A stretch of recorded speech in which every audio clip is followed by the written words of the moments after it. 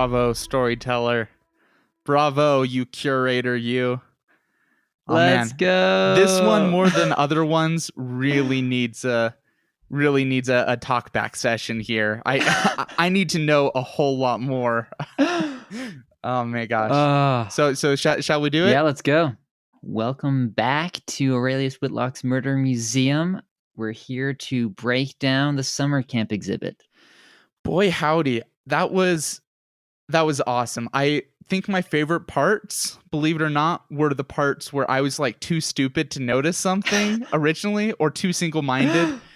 And then I figured stuff out like minutes or hours later. Those were my favorite parts because I was like, oh my gosh, he did such a good job like giving me everything I needed, but not putting it together yet. So that was amazing. Oh, it was so fun to see you put together all the different things, like the fact that they're monsters and like trying to spin like, oh, what kind of monsters could they be? You were really close with Myra, so I'm impressed you got Izzy so fast as a mummy. Yeah, that was really smart to put him in the infirmary. But like, I don't know why he's covered in bandages. How strange. So I'm curious, where did this idea start? So the impetus of this is just the idea of a vampire being staked to death with a tent stake. Just that was it. Just a summer camp. So tent stake, vampire's dead. And everything else came from that. That's awesome though. And what's funny is that you got me by, you said tent stake and I was so caught up in tent stake as tent stake. I didn't even think of the implication of stake that like everyone knows. Yep. So bravo to you for that.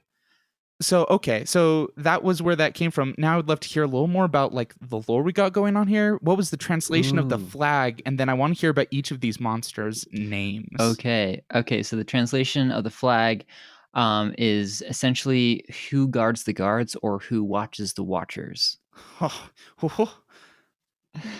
I've heard that before. It's who watches who watches the Watchmen is used in Watchmen and a couple other places. It's a famous Latin saying. It shows up multiple times. So, okay, that wasn't what I heard on that brief phone call, was it?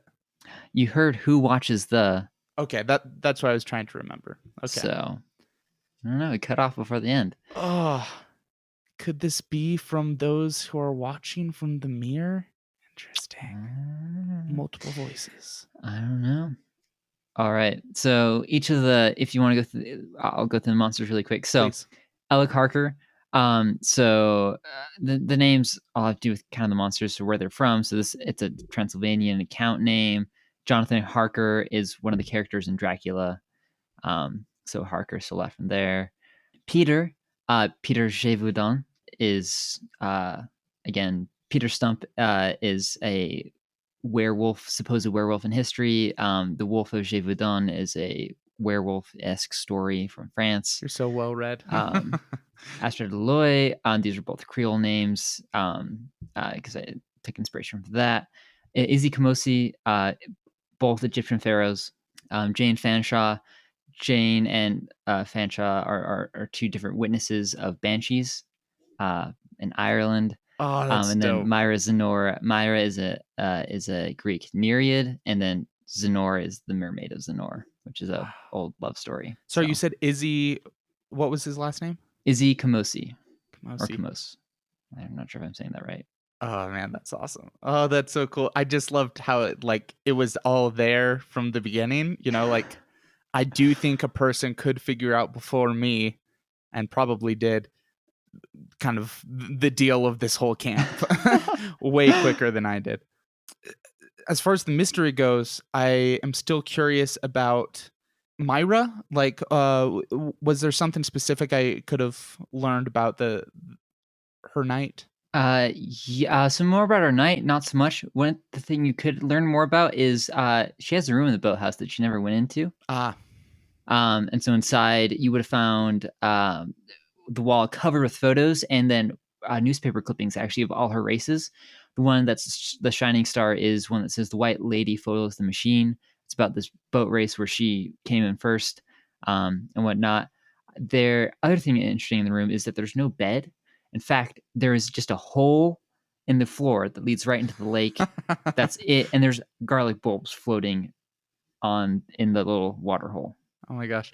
I was thinking about like it's strange to sleep in a boathouse. So if I did go in there, I would have quickly figured out why she had such close proximity there. Okay. And then like was she bipedal like that night? Did she like actually run over? Yeah, so what I imagine her mermaid-esque like is more like the monsters, the Swamp sea monsters monsters? in Luca, where Okay. they get wet, they are scaly fish like, Okay. but still mobile, I guess. Gotcha. That makes sense. For Astrid and the rope, was the rope actually evidence, and then her saying she wanted to forge stuff was after that? Yes, so it was actually evidence that she found. If you'd asked Peter or Myra about Astrid or Jane, just in general, you would have heard about an argument that they'd had while they were in the kitchen preparing stuff, and you would have heard Astrid yelling about, "This is proof," Jane saying it's not enough.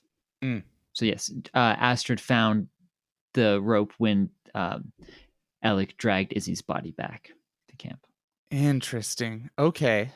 It's interesting how the order of who I talk to affects, like Myra and Izzy both did not have any solid alibis, and they Nope. Well, so one thing, if you had asked Myra about Izzy going over and planting the garlic, Myra would have told you that Izzy had a sedative that previous night. So if you try to talk to him the first night, you wouldn't have been able to because he would have been out. Right, and I heard about that sedative too.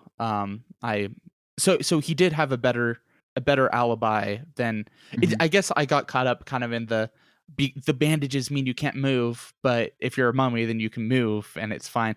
I forgot about the sedative though. That makes sense. And as a doctor, I just take the total authority. It's best not to think about that stuff. Yeah.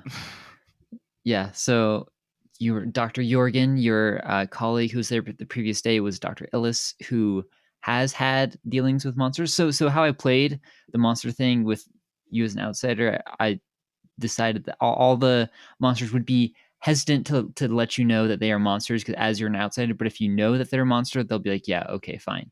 Yeah, I think you played that well. I liked that if I, like when I talked to Peter as if I already knew he was a werewolf, he wasn't, spending his whole time being like, you can't prove that because I could, for one thing. Yeah.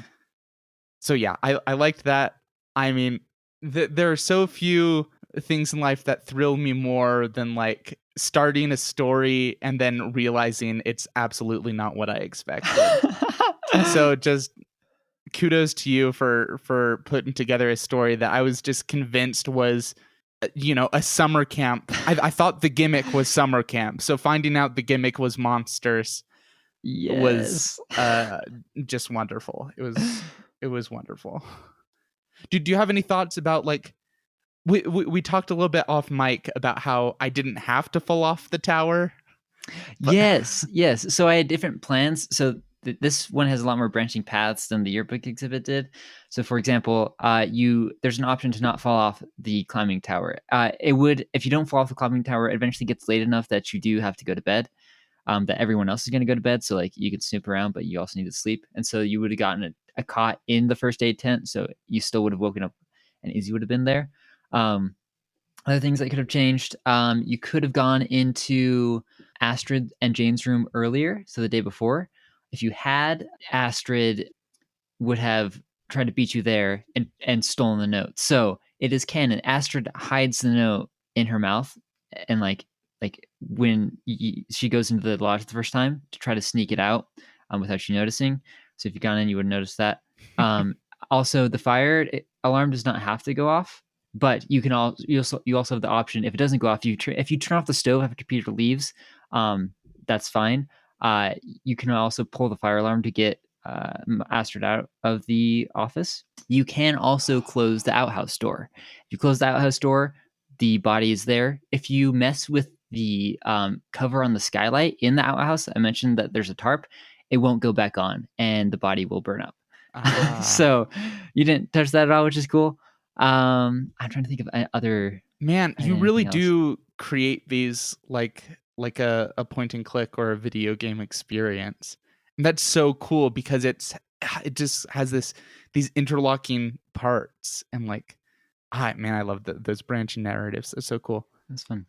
Oh, I don't know if we got to this in the reveal, but the thing with Myra. So Myra was waiting for an opportunity to plant the garlic in Alec's cabin. So he already put it in his food the night before, just as like a little teaser, and then had the rest of the garlic and was just going to throw it on his pillow. She went into his cabin that night after he left to use the bathroom. Astrid stakes him. She doesn't realize. Myra goes in and plants the garlic, hears Jane scream, panics, grabs the garlic, grabs the key, locks the cabin, and then Jane spots her, pulls her over. Myra tosses the key off into the woods in a panic, realizes later, oh, that's a bad idea. I should probably find that. That's what she's looking for when you spot her. Yes, I was gonna ask about that too, and that makes a lot of sense too. So was she even coming from the boatyard? But she was wet. She was wet, so because she had come from the boathouse to go to Alec's cabin, though. Okay, I understand. Gotcha. Yeah, that's cool. That's clever. So I could have, I all those pieces were laid out. I could have figured that out. Because I did figure out she used the key, and I did figure out that Peter was the one who picked it up. So yes, very cool. Final question: what happened to Medina? What happened to Medina? So Medina died under odd, mysterious circumstances.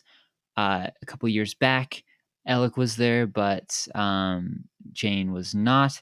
Jane felt horrible about this. This is when she gets into. So if you'd asked Astrid or Jane about this.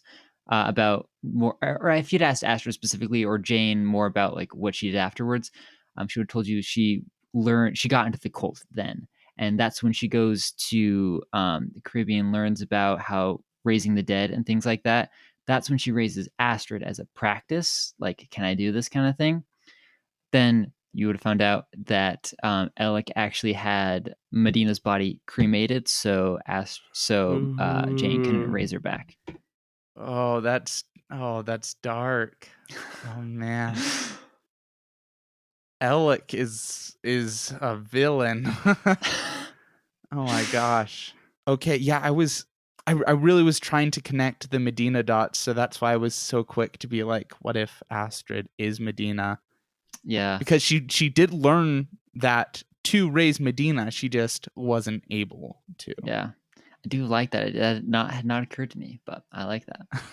I just sort of like the idea of like Astrid is an like that would be a kick, but like motive as well. Like I came back from the dead to finish just to kill job. You. I like that. We'll save that for later. Yeah. One other note on the monsters. So Garlic and Silver obviously canon with like the common werewolf vampire stuff. But holy water, that's something I made up. I cannot find like a banshee weakness, so I just made that up. Fire, also like the ritual thing, I was like, I just need something here. So that's something I created as well. Thank you for fact checking yourself. We won't offend any monsters out there by putting out fake weaknesses. And if you are worried about banshees, I don't know if holy water is going to help you. So just a caveat. Just be warned. I don't want your blood on my hands if a banshee comes and takes you in the night. Man. Well. Oh, sorry. One more thing. No, please. She's a banshee. If you remember, she was the one who's screaming at the beginning. So. Yeah. She's the one who's screaming. There was the howling, and I didn't even pick up on the howling. Oh man, it was full of twists and laughs and emotion and colorful characters. You've outdone yourself. This was wonderful. Thank you. My only regret is I couldn't come up with more monster puns. We got plenty of time. You can add them in post. I'll just go back in post and splice in like every other word. I'm like, I I wonder if you have any pets. Where would your wolf be? Peter, you're the main suspect. Sounds like a pretty hairy situation. Oh, dang, got him. He'd probably like snap my neck for saying something stupid like that. That was so fun. Beautiful. Well, thank you, curator. Thank you, detective, and thank you, listeners, for joining us on this summer camp journey. We hope you enjoyed your stay, and let us know if you solved it. Let us know where I misstepped or where what your earliest guesses were. I would love to hear the different logic path people went down. Until next time. Till next time.